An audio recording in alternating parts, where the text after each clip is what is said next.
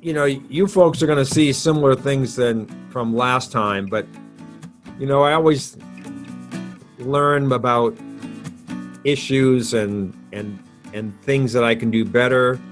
And I listen to this health ministry on Saturday morning. It's called Focus on the Family. And, a lot of times it's just talking and it's all good stuff. But one particular one really caught my attention. It was just one statement. Most arguments are not disagreements. They're just misaligned assumptions. Okay? And if we can clarify the assumptions that people are making that are usually wrong about what the other person thinking or saying or meaning, then usually there's no conflict, So that in health, there's a lot of misinformation and missed assumptions, Harry, you met a few of the people that are in my health ministry last time, Reverend Allen and Dahl and some of the family members there, and Louise and Linda. I start my health ministries with a statement that is, I think, profound for anybody, and it's very simple.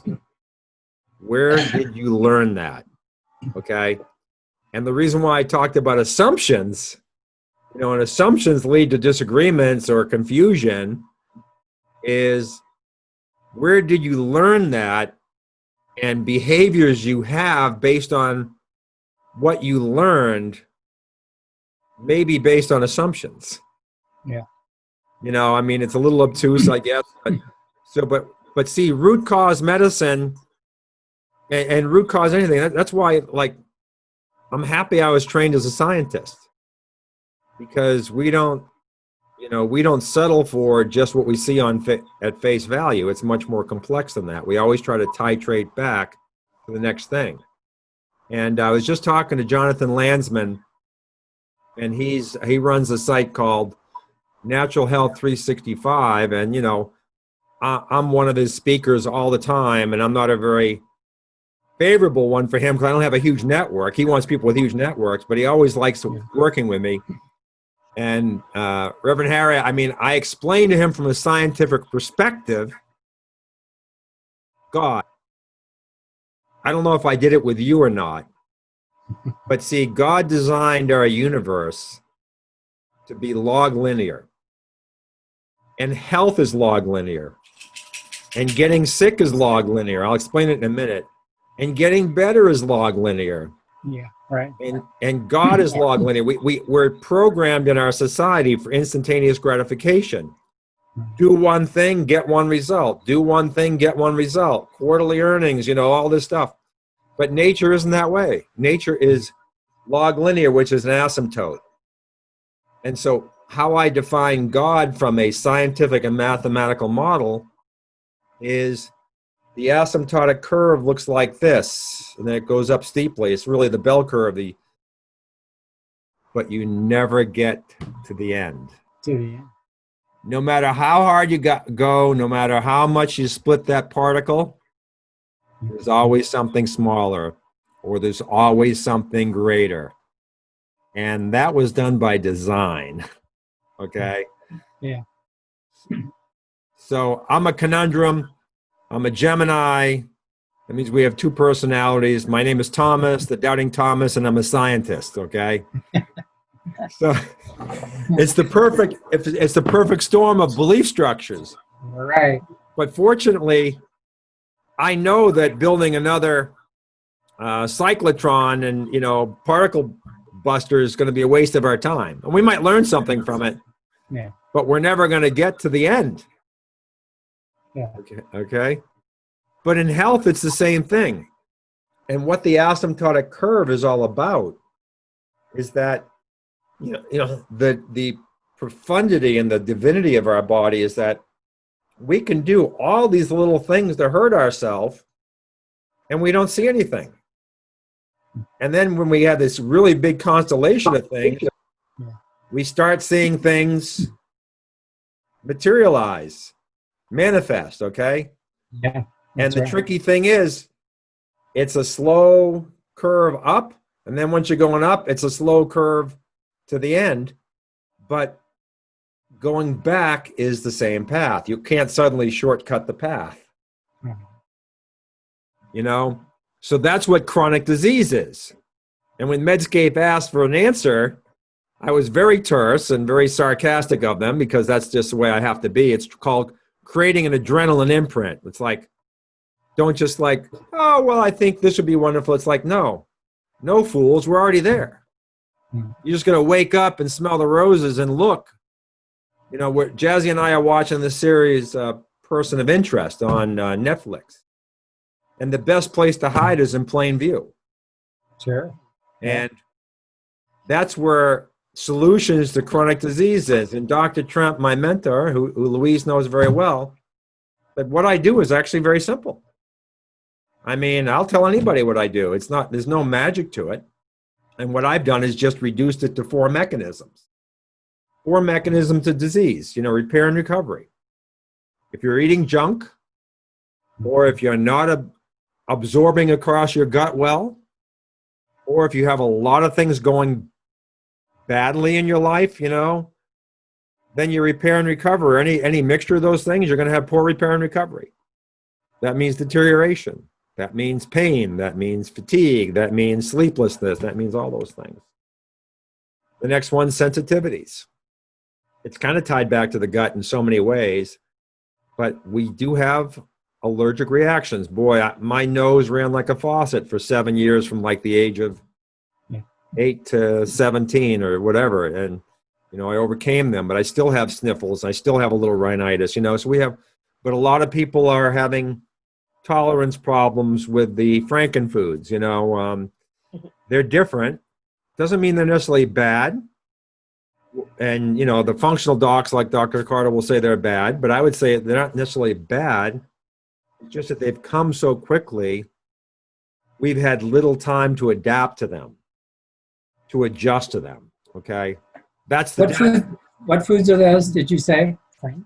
Frankenfoods. Like Frankenstein. Like Yeah. But see, if I took 2 very good diets, no frankenfoods, I take a vegan here and an Eskimo here. If I switch their diets overnight, they're not going to do well. Right. So adaptation, sadly, we're starting to adapt to poor nutrient density. Mhm. And so it's becoming more and more difficult to reverse diabetes in 2nd and 3rd generation diabetics. Yeah. Because their body has adapted to working at insulin resistance. That's so fascinating. Oh, it is, Louise. You mean it's hereditary? So not necessarily hereditary, but adaptation and hereditary are similar. Genes are really encoded and they're like hard and fast, but they will change through selection. Okay. However, epigenetics are real and they are more generational in terms of turning things on and turning things off, not altering. Altering is genomics or true genetics, like sickle cell anemia or things like that. But the epigenetics is not changing, it's just turning things on and off. Okay? And you can program in, things of that nature. I think most of it is really, if we drill down, it's really environmental determinants of health. So, for example, when someone gets off to a bad start because their mom was diabetic and sick, then they're off to a bad start behaviorally, nutritionally, the whole thing. Dr. Trump used to say, short is a disease. And that, but he was always pithy with single statements like that. But in a lot of ways, he's right. So what the translation of that, if you have a father this height and a mother this height, and as society progresses and nutrition's better and access to good, food and sanitation and all these different things and conveniences, then the offspring should bump up a little bit. Right. And bump up a little bit. Obviously, if it's skewed like this, father, mother, or mother, father, then the offspring might be different. But, you know, in the norm, in the mean, it's kind of like this. And if everything's going well, people actually get taller. And when you're short, it means it's my third mechanism. Survive versus thrive, okay? So your body will put, there we are. Hi, Linda. So your body will put effort into surviving over thriving if that's the choice. Sure. So Yeah. growth is thriving. Staying alive is surviving. Okay? So that's the difference. Okay? So that's why some people, we actually have our society in America, we are getting shorter. Okay? Highly correlated to chronic diseases. Sure, Dr. Trump and I wrote a paper titled End the Epidemic of Alzheimer's from Pre-Birth to Death. You know, death is too far, but pre-birth. And we actually found studies where people moving from the Southeast, the Bible Belt, with not good food and environmental choices moved to Kaiser, and Kaiser followed them. And the people that came from what they called high premature birth areas had a much higher propensity to have dementia. So they got off to a bad start. Right. Statistically, they got off to a bad start, and then were put into an environment where things weren't as healthy for any number of social determinants of health whatsoever. But that'll eventually catch up. Fortunately, we're resilient, but that'll eventually catch up to you. And the number one thing that Dr. Trump believes it was, multiple things. It's never one thing, but congenital infection.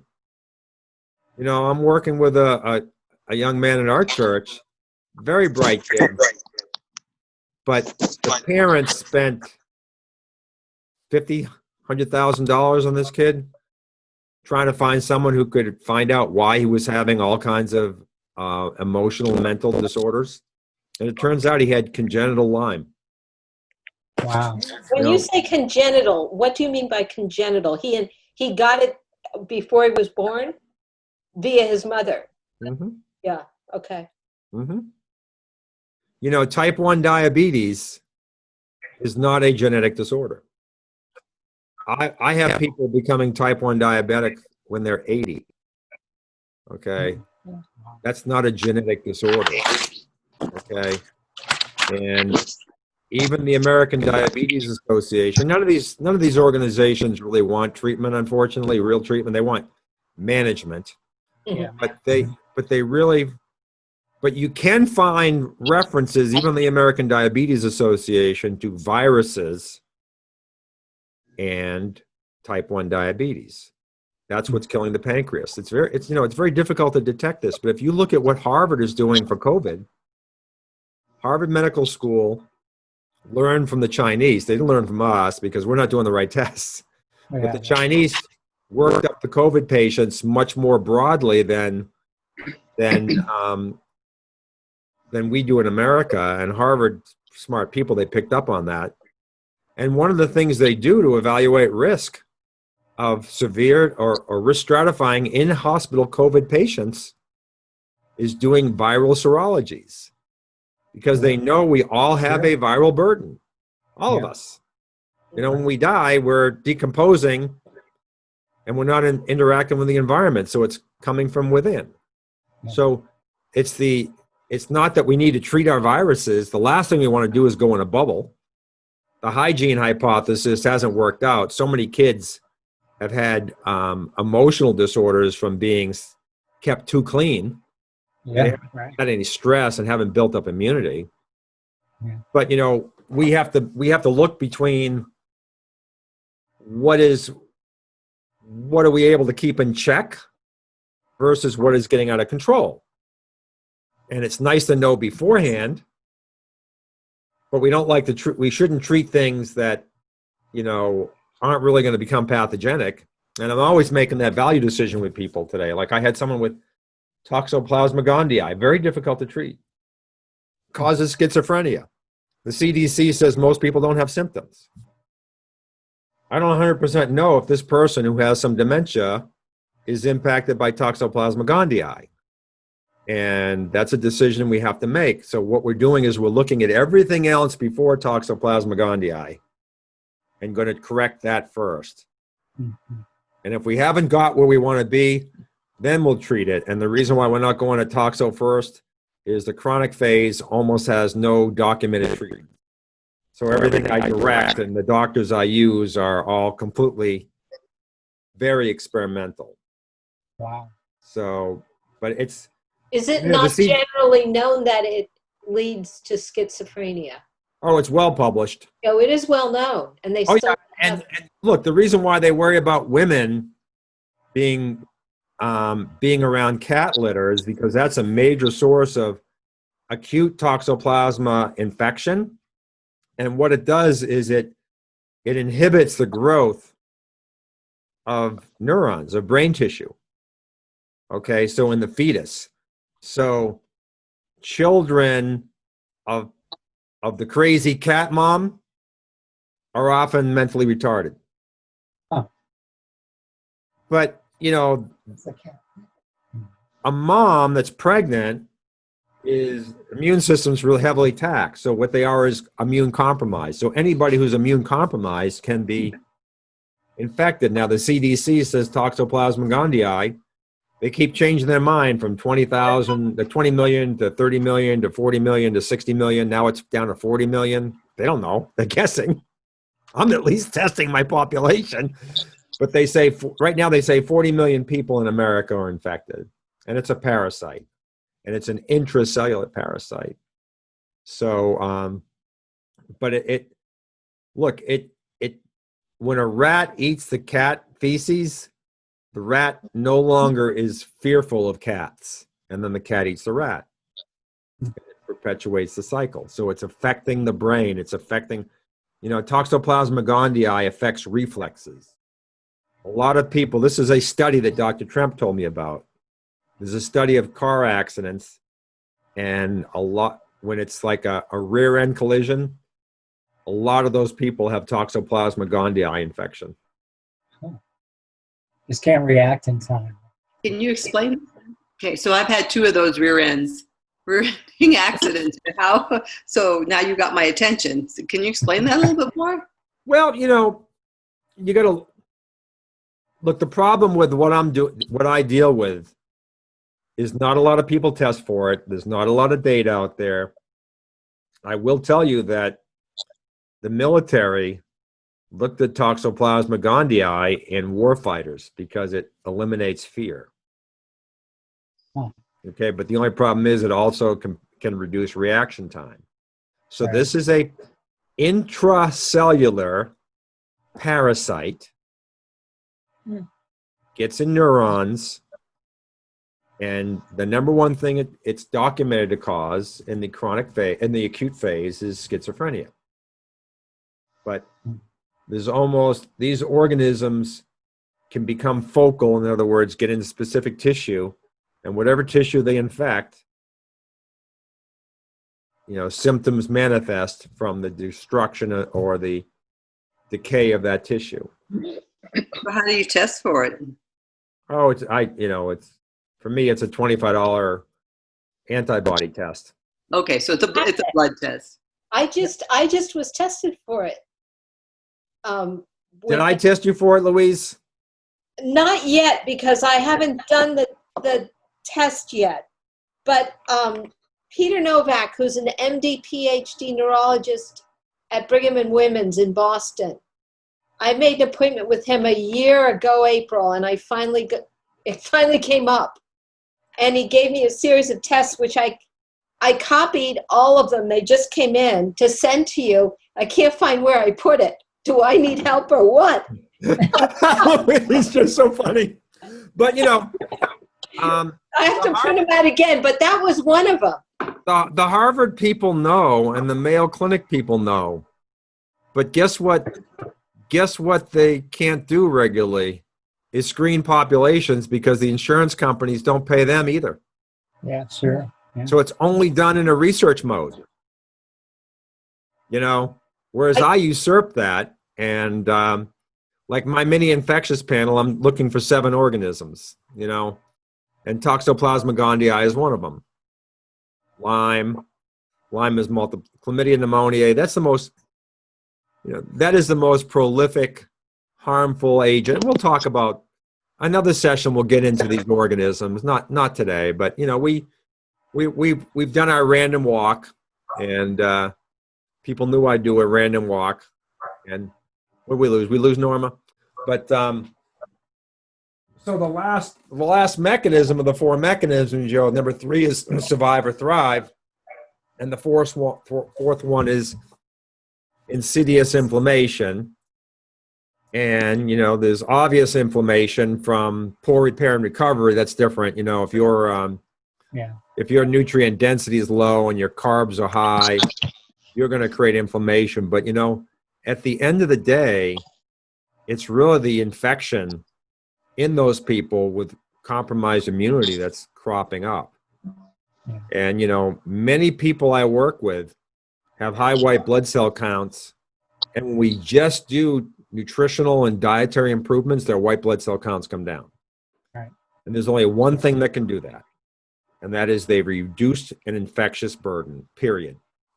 Just a gentleman last night, he's the head of the Validation Institute, and he's his family has donated millions and millions to underprivileged Latinas, entrepreneurs in this country, and eye surgery in India. And, he's trying to keep him healthy. He's what he calls compassionate capitalism, right? And Exactly. I had a consult with him back in November, and he started taking his cod liver oil and being a little more cautious about what he's eating, and his white blood cell came down from 7,300 to 6,500. It's not there yet, but so you don't need antibiotics all the time. But some of these more insidious ones that get intracellular, you might need that. But that's another discussion. But so I'm going to do a little screen share here. I'm way behind. Oh my goodness. This is not about, sticking to a program, right? That would be, my wife would tell you that would never happen. The folks from the health ministry would tell you that, there's been times where I've had 30 slides and never left slide 2. And that's an hour and a half. So I presume you can see this. So Yes. for your benefit, Louise, and maybe yours, Linda, is that this is what I'm trying to do, Louise, is I have a lot of people that come and, we work a little bit, but see, chronic disease is not something you need to be boom, boom, boom. Yeah, I think some people should use coaching and they're not using it, but a lot of people are more astute. They don't need to. So the coaching is more consistent. But if you're just working straight up with me, I'm trying, reversing chronic disease is about consistency. If you're going to work down that curve, you got to keep at it. Keep after it. My wife just started a very significant exercise program about 8-9 months ago.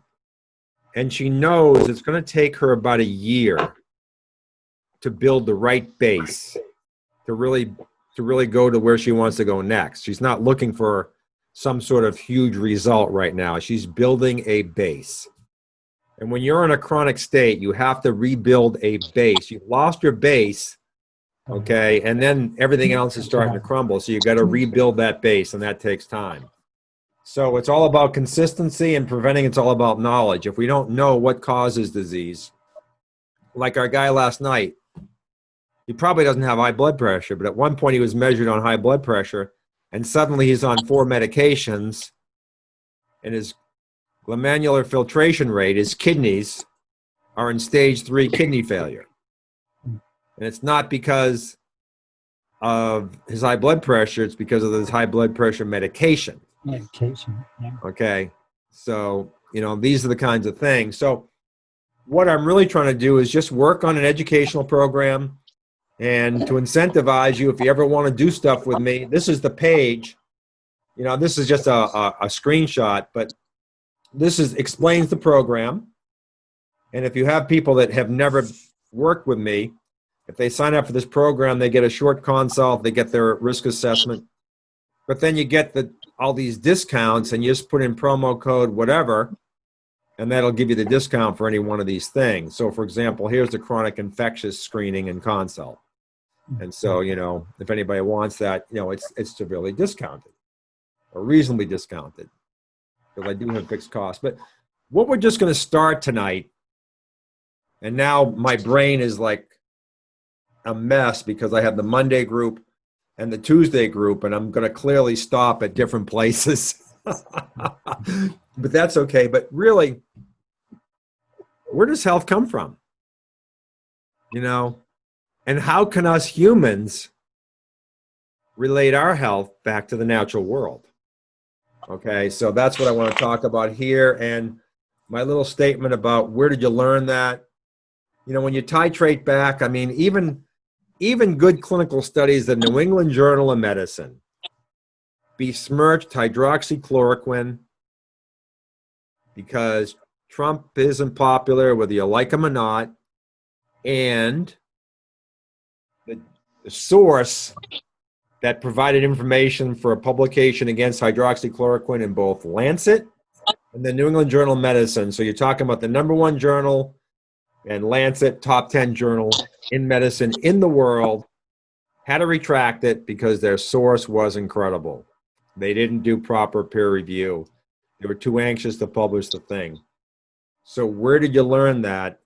Even the top journals are not always credible. And there's a professor at Stanford, his name is John Ioannidis, born in Brooklyn, Greek heritage. Now he's a full professor at Stanford. And in 2005, he wrote a paper that's had over 2.5 million scientific viewers. That's on PubMed. And the title of the paper is Why Most Published Research is False. Okay.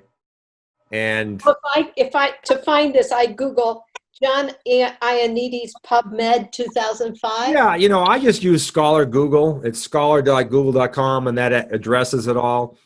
But you know, if you just went on Google itself and said why most published research is false, you'd find that paper. Okay. And it doesn't mean that's completely wrong, but the biggest thing we have in anything, not just medicine, but medicine's the most insidious because people's lives are at stake. If it's just my money, okay, you know, whatever. But it's selection bias. I can find a paper that will demonize vitamin D, and I can find papers that promote vitamin D. Somewhere in the middle, there's the truth. And how do we find that? You know, and that's a challenge. And the only way to really find that in the literature, and I had this conversation with the head of the Validation Institute last night, it's, you know, you have to understand root cause, and you have to know the difference between relative and absolute statistics. And even the New England Journal of Medicine publishes relative statistics. What does that mean? More complex than we need to hear about tonight, but I'll tell you this very simply. If I had 2 deaths and now I treat and I only have 1, that's 50%. It's really good. If I had 2 deaths and now I only have 1, but my group was 10, that's only 10%. But in the journals, they publish it as 50% because they said it was 2 before, and now it's only 1, 50%. If I have 1 million people and there were 2 deaths, and now I do this drug treatment, and now there's only 1 death, they publish it as 50%. But in absolute, from our perspective, like being struck from lightning, it's like 0.00001%. It's irrelevant. It's trivial. It has no effect, almost no effect. Yet they publish it as a 50% effect. Time and time and time again. And almost no doctor knows how to differentiate between an absolute statistic and a relative statistic, because the biostatisticians hired to publish these papers are very clever. Okay. You know, I'm not saying I'm smart. It's very simple to really read through it and understand. But the other insidious part of this is on the label, they present the harm. Guess what statistic they use to present the harm? Absolute, because it's a much lower number. Really? They present the benefit in relative, and they present the harm in absolute.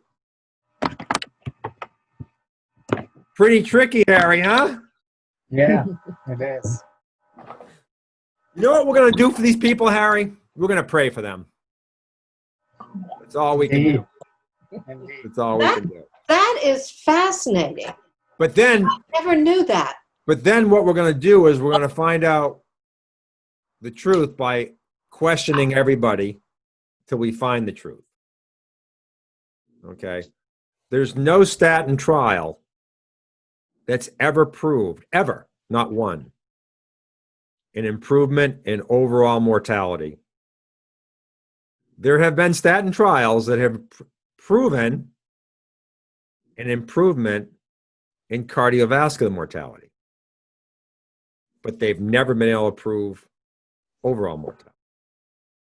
So in other words, you do all this treatment, the most ubiquitous drug we have, and it hasn't saved one life. Yeah. It saved some people from dying from cardiovascular disease, but they died from something else ahead of schedule. But they present the statistics like these things have profound effect relativistically in preventing cardiovascular mortality. So is what you're saying basically is that with each drug, the stats are in this very narrow road that is not paying any attention to the rest of everything about that. Louise, when Dr. Trump would always say, you know, medicine sold out to pharma and the insurance companies in 1980 when they allowed pharmaceutical companies to come in and participate and underwrite medical school education. And what they did is they have a drug for this and a drug for that, and they put it in the silos. My daughter figured this out. My daughter figured this out when she was 13, and she was volunteering at a pet shop by the name of Paul's Pets. And one day I walked, she was 13, she was volunteering. She loved to be with the animals. And I walked in one day and she said, Dad, I want to show you something. And she brought me to the food aisle. And she said, look, the rabbit food and the gerbil food and this food and that food, they're all the same, just a different label. But, you know, but yet they siloed it, Sure. you know, and set the price accordingly. So yeah, Louise, what we have right now is we have a huge number of specialists, and that's what made Dr. Trump so special. He read journals in every language that he was fluent in and in every discipline. And there aren't people like that anymore to take the time to do that. I mean, I don't read as much as I'd like to. And I have selection bias now because I go by these 4 mechanisms and I try to support them. But that's, Zena was telling me last week that he took some sort of a test in a medical specialty that he wasn't in at all, and he aced it because he read so much about it. well, the problem is with a guy like him, he has to answer the question. He was so smart.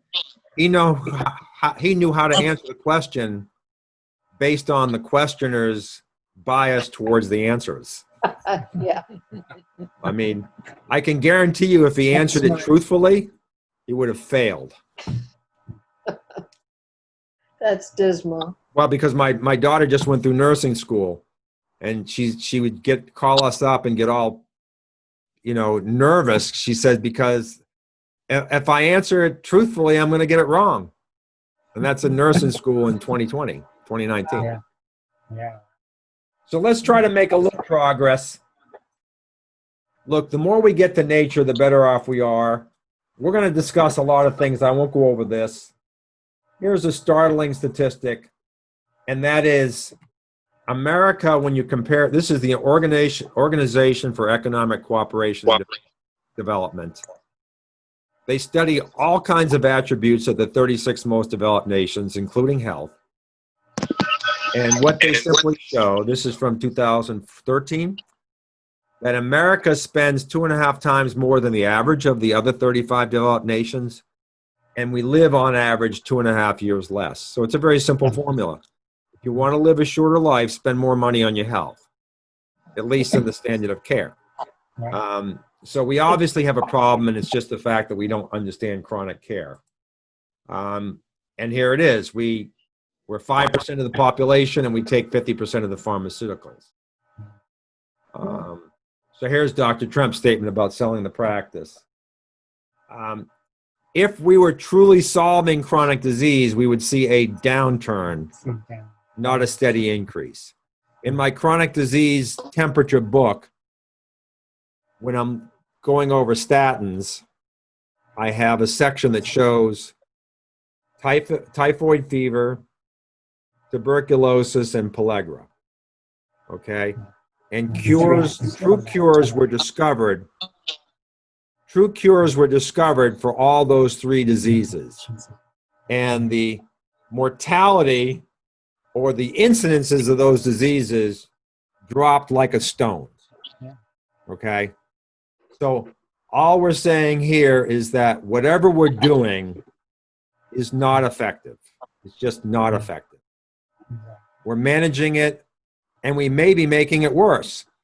For example, giving insulin to a diabetic makes diabetes worse.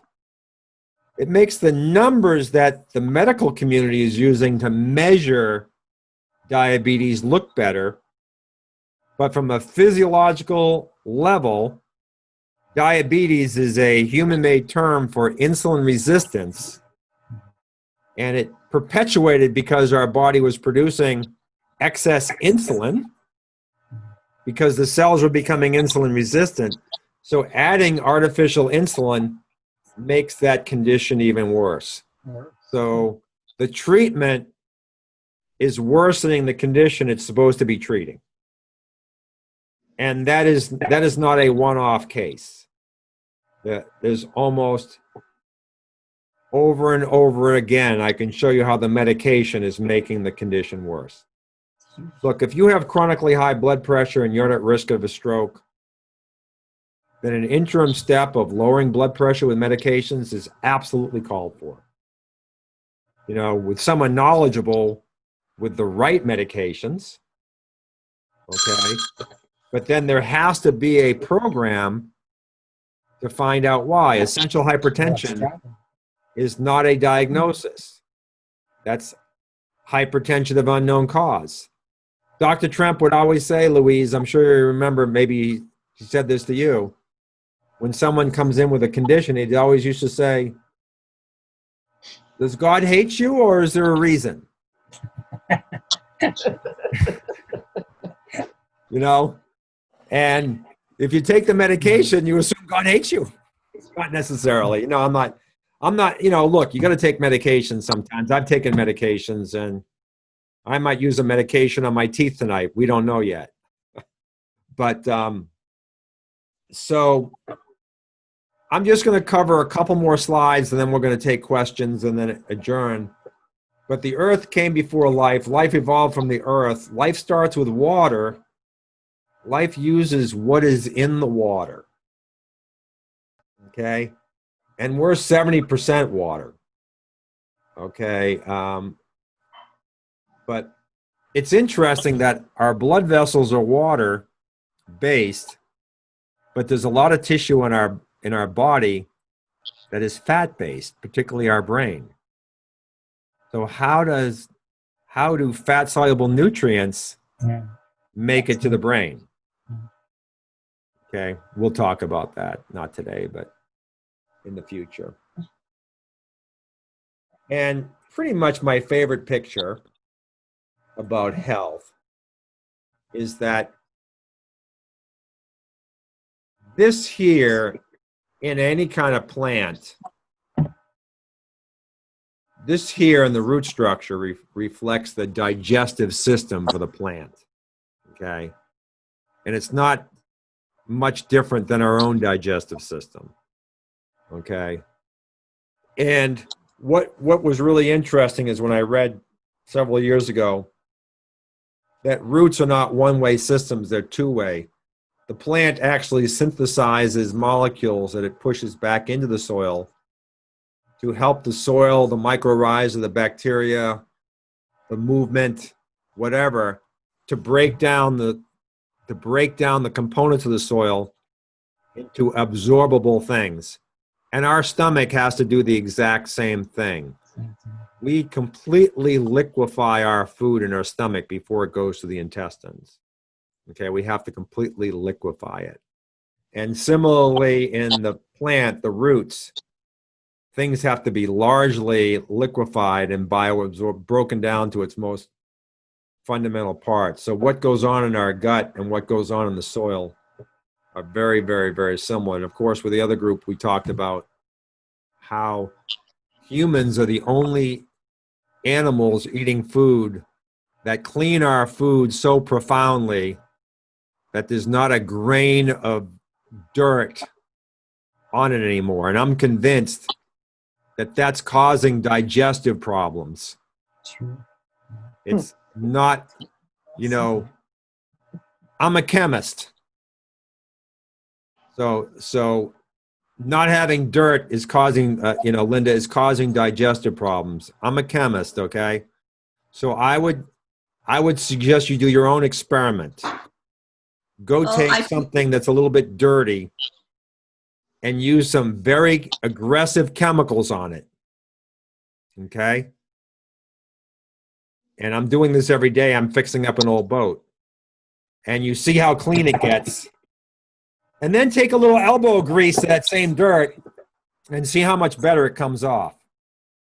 So mechanical action is a big part of breaking things down. And every animal goes, you feed your chickens grit so that they can more effectively break down their foods. Humans are no different, but we've been cleaning our food completely clean of any debris for 100 years now. And, if you look at the uptick of chronic diseases, it coincides very, very well with the Industrial Revolution, modernization, but also cleaning habits. I like a little dirt on my carrots. I like a little grit in my mouth. I'm a little weird. Okay, so what? So was Dr. Trump, the best doctor in the world. He and I were, that's why we got along. No one else could endure the onslaught of intel from Dr. Trump, but I could sit there and listen to him for hours. But I firmly believe we need grit in our guts to help the mastication process, to break down foods, because they have to be fully digested, fully broken down to the most basic parts. Look, the end of these roots, they're not picking up large chunks and bringing them up. It's all liquefied. We have to do the same. And, vegan versus, meat eaters, it's all coming from the same place. It's all coming from the water. It's all coming from the soil. So it's just a question of, has there been one more transformation? Okay. And the gut being so important to our health, there's no question that this form of food is superior to this form of food when it comes to gut health. So, everything gets so fatty in our society, and the carnivore diet, it's like, good luck on your carnivore diet for, 10 years. I mean, yeah, you'll adapt, but not that quickly. We need the pro and prebiotics that vegetables bring to us. Unless we're fermenting things like, yogurt, things like that, animal products tend not to have good probiotic characteristics or prebiotic characteristics. So it's really important. And then, why eat organic when you can? Who's tracing back to the organic farms, make sure they're doing it right? We're not. I use a local farmer. I know what he's doing. He's a friend. But, the way they're spraying, and they're arguing that the mineral content of today's soil is as good as it was 100 years ago, but they're selection bias, cherry picking just the ones that are in fertilizers, but they're not looking at the other 20, 30, 40 essential micronutrients. You know, molybdenum, if you take too much molybdenum, it's very toxic. Selenium, very toxic. But if you don't have a little molybdenum or selenium, you're very unhealthy. Okay, so these micronutrients in our body, I don't know how it does it, but it knows we need a lot of sodium and potassium and calcium, and it knows we need very little selenium, zinc, and, you know, molybdenum, but somehow we get it. But if your water's reverse osmosis and, you know, everything's processed, then you may be molybdenum deficient. You know, micronutrients. Micronutrients are key to repair and recovery. So just some quick charts. This is deaths from heart disease from 1900 to 1960. And this is the average mineral content in selected vegetables from about the same time period. Is it the only reason? Absolutely not. But there is a correlation. A lot of other things that this is a surrogate for. Okay, you know, processed food and farming, and, you know. Does that include organic food? No, this was done by nutritionalsecurity.org, and they've taken their website down because the founder died, and, you know, and then they're bringing it back up. So I don't have a complete, but this is supposedly from a 1982 publication from the U.S. Department of Agriculture. So we don't know, but I'll just jump to, here's an even worse one showing foodborne minerals. And as we become even more mechanized, we're seeing even more relationship to disease. But a lot of people, Louise, question like you just asked. So I'm going to jump to a slide and then we're going to call it a day. But let's see if I can find Maynard Murray and we'll jump back to it. But this gentleman here, and I've read his patent and I have his book. He did a very interesting experiment in Indiana or Illinois back in the 1950s where he took 10 plus or minus acre plots of land. One did nothing. One commercially fertilized and processed. And one where he put sea salt solids. So not just sodium chloride, but all the solids that came into like an estuary in the Gulf of Mexico. Okay, so, and put that on the soil. And then what he did is he monitored plant growth, and he monitored the mineral content of the plant. And, you know, if we go back to this picture here, the plant is pulling up minerals. But the important question is, what is the plant doing with those minerals? And it turns out the plant is synthesizing vitamins. So what Maynard Murray showed is that the plants grown on more deficient soils had lower concentration not only of minerals but of vitamins. And then he fed animals from food stocks grown, corn most likely, from those plots, and followed the animals prospectively, chickens, egg volume, yolk volume, choline content, mineral content, vitamin content, and showed that the sea salt solids harvested vegetables led to much healthier, much robust, bigger animals. But what was really interesting, and I didn't mention this last time, is that the plants on the sea salt solids field were more pesticide resistant, more pest resistant. Pest resistant. They had less fungi. They had less infestation of other pests because the plant was able to build more protective infrastructure. You know, It was a healthier plant. healthier plants. Healthier plants, that simple. That simple. So, you know, the question Vidar last night said, Tom, rationalize why all the studies say that supplements are useless. It's like, let me give you an answer, Vidar, very straight and direct. Because the people doing the studies are the idiots or corrupt. That's your answer. But the real reason is, if I take a supplement for molybdenum or zinc, is it going to prevent me from dying or developing diabetes in a month? That's the time frame they're testing these things on. A couple months, 6 months. The thing we have to really ferret out is the difference between acute and chronic. That's the most important thing we can do, and understand that it's a slow process in, it's a slow process out, and that just being a little bit deficient in some of these nutrients over a lifetime will affect your quality of life when you're 80 years old. And if you're in a less desirable nutrient density state, then it's going to affect the quality of your life when you're 70 years old. And we can keep backing up. And it's simple as that. And unfortunately, sometimes when you're vulnerable, chronic infection takes hold. And that's a very tricky game, which even almost all functional doctors are ignorant of. And you can't clean that mess up just by going high nutrient density and vegan or intermittent fasting, or some of these things will help. It all helps, but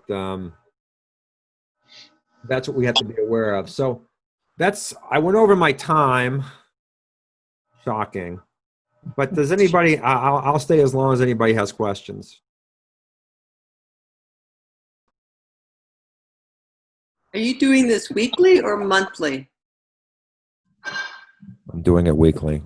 Okay. You're welcome. Great. I love doing this, yet there's always presentation anxiety. And I say, what will I talk about next week? And my wife looks at me and just laughs. It's like, just start talking. Believe me, it'll work out. So, but I have topics. I mean, I have a number of workshops that I'm going to bring you through. This one's only partially done. We're going to go deeper diving into solutions. I want you folks to be able to read your labs when your traditional doctor gives you your labs. I want you to be more fluent than they are. It's not going to be hard. Sorry for besmirching, but that's just the way it is, because they're looking at, your labs are good or your labs aren't good. Here's your medication. But I want you to understand the nuance of these things and understand these things and how it relates back to these mechanisms, and more importantly, how it relates back to your behaviors and how you can overcome that. So I'm applying to the Robert Wood Johnson Foundation. I don't really care to do this stuff, but I have a group that wants to, and I have a whole new angle on this. COVID-19 has paralyzed my beautiful little daughter. She's 31 years old. She's so, she came down to Tennessee from being locked down for 5 months in Massachusetts, and she couldn't believe how free we are. And she felt she just couldn't cope with it. And she's been brainwashed into thinking that this is really, really bad. And it is bad, but it's, in my opinion and Dr. Carter's opinion, no one should die from this, not one person. But the point is, there's a lot of mental anguish and stress. And my daughter is literally traumatized by this virus. She's traumatized. So we're going to write a grant to the Robert Wood Johnson Foundation, not to do counseling, although I have a really good counselor on our team. Okay, but what I want to do is create empowerment. So like these masks, as fairly ineffective as they are, provide people with some level of comfort that they have control. That's all it is. They have a little teeny bit of control, and the statistics are very clear. In areas where they don't require masks, in areas where they've really locked down in other countries, the masks, they've reduced incidences by 2 or 3%. It's not a big number, because, the mask is very porous compared to the little teeny weeny virus, But at least people feel empowered. And I think if we can show people that their physiological health is the strongest deterrent from bad outcomes from this disease, then it may provide people with some comfort, or at least a feeling that they have some control, especially when we can link their physiological health to actions that they can take to improve their physiological health. So that's the angle that we're going to take. Measure, empower, give them solutions, remeasure, show this group that they've actually improved their chances against COVID-19. And fortunately, the kind of stuff that I'm talking about is well published at Harvard and other places. So it's not like we're guessing. No, it's pretty straightforward. Any other questions? So, Tom, we could choose the Monday group or the Tuesday group, it sounds like. Huh? Oh, I mean, you saw, Harry, that it was the same but very different. Yeah, right.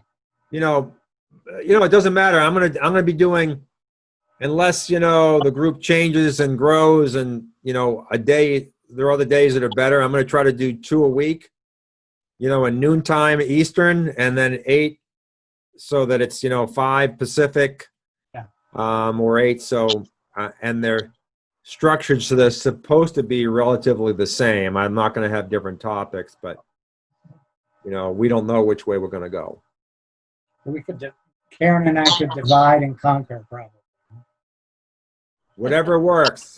I'll speak up, and the one I did yesterday is on YouTube, and anybody attending today Right. can watch that one. It's fairly similar. I mean, I didn't no outrageous differences. We talked a lot about salt at the last one, which we didn't talk about on this one, but I intend to make salt the topic actually that we'll dive into, so it's not like anybody's going to miss it.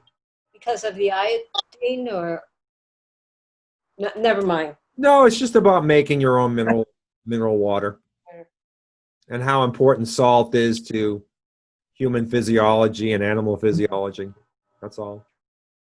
I'm going to go listen to that, because I noticed that some families use a lot of salt and other families don't salt things very much at all. And I've thought there must be different genetics here. I mean, it doesn't seem to be within the same culture. Well, the body will adapt to whatever you give it. And the good thing about most salts that we think that are bad, the kidneys will flush out the excess. So like the body picks what it needs, and whatever it doesn't, you eliminate. It's really only profound imbalances that cause problems. But I believe we're in a potassium deficient society. And potassium is a salt that must not be ignored, but also be treated with carefully. But the RDA for potassium is higher than for sodium. So it's not like it's you can only have a little teeny, milligram grain of potassium. We need a lot of potassium. So we put potassium salt in our water that we drink.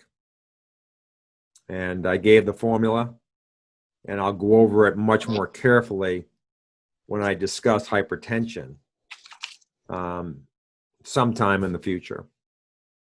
We don't know when, but it'll be some future event.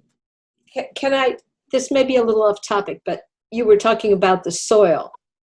Now, my next door neighbor in Pennsylvania is a Mennonite farmer who's been farming for 50 years. And many in his large family have gotten Lyme. And he noticed that when he was a kid, there weren't that many ticks.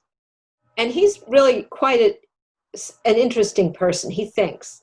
And he points out that when he does sample testing, 50 years ago, there was much, much more sulfur in the soil than now. There's very little now. And because they used to put powder of sulfur on the cows to kill the fleas, they'd powder the cows and the fleas would drop off dead. He he's wondered if perhaps there wasn't something with tick proliferation with less sulfur now in the soil.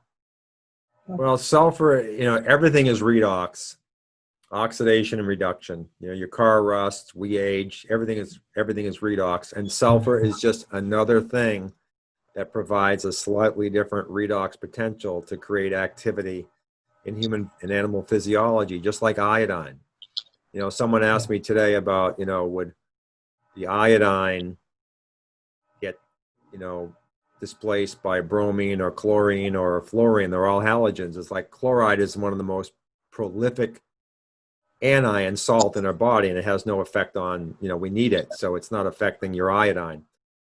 But I won't go into the details of that. But sulfur, this is Dr. Stephanie Seneff. She's a researcher, full professor at MIT, a colleague of mine. I've had lunch with her before, and I've threatened to write a book with her on low cholesterol. But she's on the glyphosate kick. She's a consultant to the government of Taiwan, and she has hypothesized about the importance of sulfur in many immune and antimicrobial processes in human physiology. And so I'm going to make a little bit of a joke, okay, because I don't, sometimes I do as I say, not as I do. So I rationalize sweetening my coffee with molasses because it's very high in sulfur. Sulfur. But egg yolks are high in sulfur. I don't ignore sulfur. It's a very important mineral. And Dr. Trump, Louise, he always used to say, you take your molasses with his French-Canadian accent. You ever hear him talk about the molasses? No, I didn't. Oh, with Dr. Trump, it was two things. The cod liver oil, which is... Oh, yeah. Every time he always would, are you taking your cod liver oil? But he'd always talk about the molasses and the sulfur in the molasses. But he was on top of the sulfur thing. Like One Radio Network, Patrick Timpone, he has a vendor that has a sulfur supplement. I don't supplement with sulfur, and you don't find sulfur in many multivitamins, but Well, here's the thing where my farmer friend Norman was looking at sulfur in the ground with the ticks, and that made me think that 20 years ago, without going into it, I was horribly malpracticed on, and I ended up with what I called a sore body suit. I remember sitting down one day in December and saying, I can't live like this. What am I going to do? And then I saw on the internet, this was like the year 2000, that they were giving $1 million racehorses this stuff called MSM. Oh, yeah. For their sore muscles. So I went to my holistic MD and I said, Glenn, could I try this? He said, I don't know anything about it, but it won't hurt you. 3 weeks later, I was normal. So I think, how some people attract mosquitoes and other people mosquitoes won't touch? Well, I'm a tick magnet, and I wondered if it had something to do with the sulfur, with me being deficient in sulfur. I've been given MSM, and I really haven't followed it, but, so it's called methyl sulfonyl methane, and there's a lot of natural practitioners that think it's a really good pain-relieving formula or supplement, and I'll just, I'll put this, so, I just get my sulfur from different sources, but I know that Dr. Carter, who I'll have on here occasionally, can go very deep on some of these supplements and their efficacy, and I want him to present every once in a while on some supplements that are unusual, but largely ignored, but like chelating calcium out of your vessels, natokinases, and things like that, things I don't know a whole lot about, that he will talk to us about.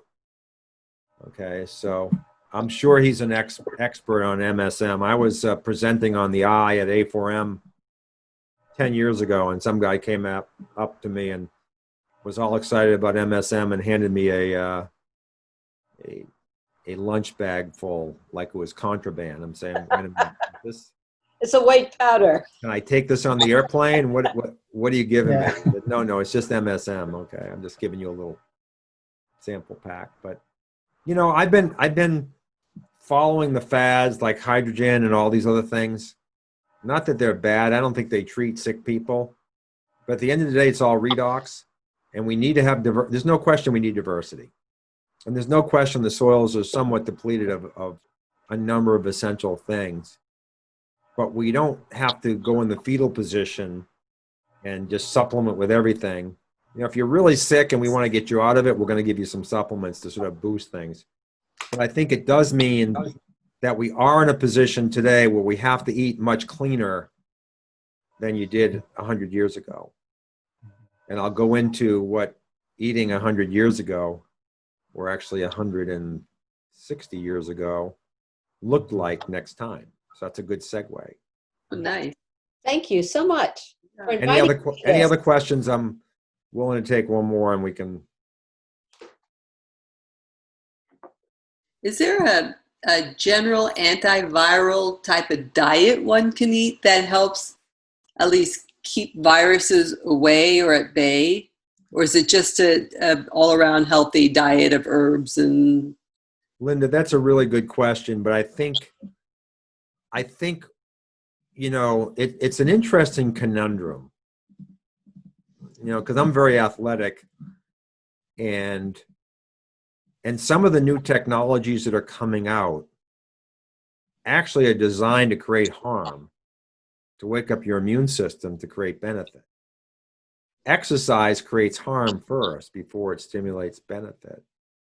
So it's like, but by the same token, you can become more vulnerable. Now, the professional cyclists that I follow, because that's my favorite sport, they well know the concept of living on the razor. They call it the razor. And what it means is the difference between ultra health and performance and being sick is a very narrow-edged blade. Okay, because they're always on the edge of recovery and tons of inflammation from the exercise. So that's a really interesting question. So like just going from omega-6, which is pro-inflammatory, to omega-3, which is anti-inflammatory. But the ratio, the optimal ratio of omega-6 to omega-3 does not favor omega-3. You need to be building things, and omega-6 are essential structural components to muscle cells and things like that, and even though it's pro-inflammatory. So it's really interesting.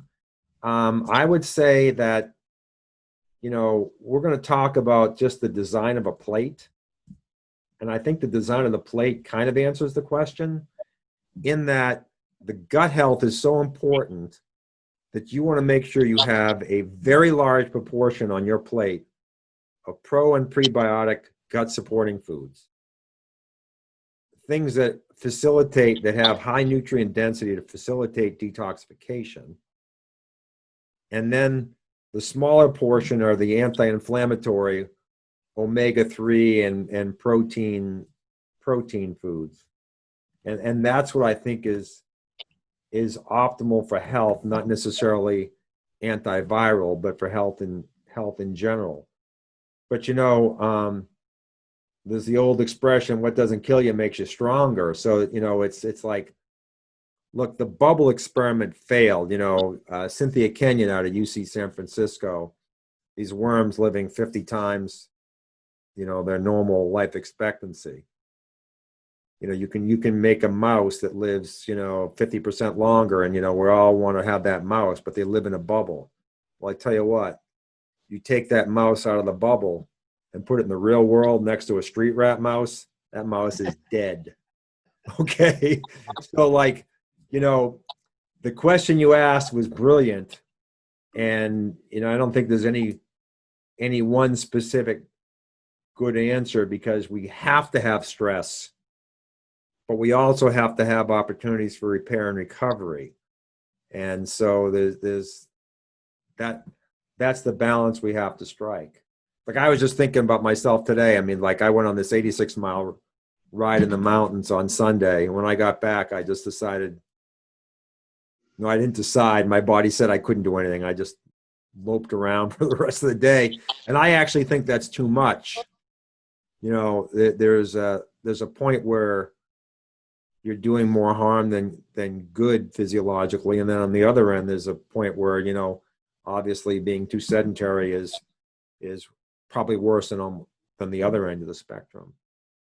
But yeah, I think the right balance of sea proteins, sea vegetables, and land vegetables with very little modern carbohydrates is my guess is the way to just. And at the end of the day, it's not about diet; it's about nutrient density content. That's all it is. That's what I preach. I don't preach diet style. I preach nutrient density. Yeah. That makes sense. That was a reasonable answer, Linda. I felt under pressure there. Yeah. You did great. Yeah. No, because in other words, no, I got all that about, okay, we could have a perfect diet, but we also need to stress ourselves a little bit. That there's kind of a balance, and then it's about the nutrients we absorb versus what we really eat. And I think Louise brought up the point about the diversity of those nutrients. Mm-hmm. You know, maybe I don't have it on my list, but I'll talk about Weston A. Price. Anybody raise a hand? Anybody know Weston A. Price? Anything about him?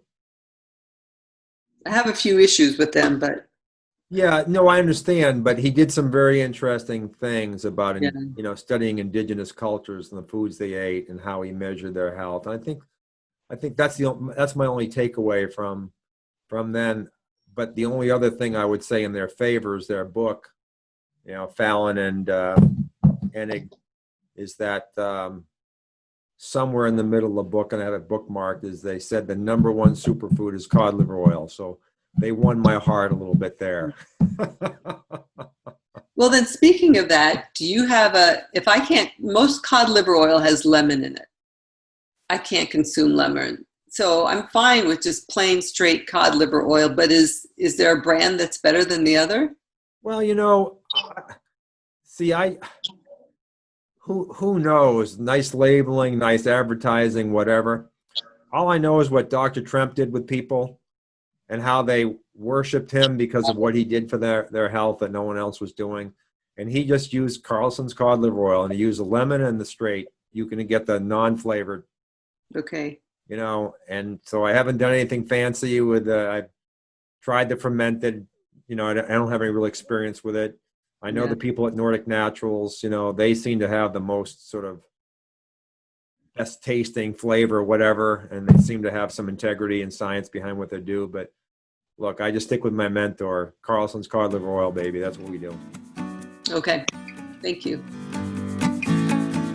All right, folks. Good night. Thank you. Nice Thank to meet you. everyone. I enjoyed the meeting. Take care for now. Good company. Bye. Bye. Bye.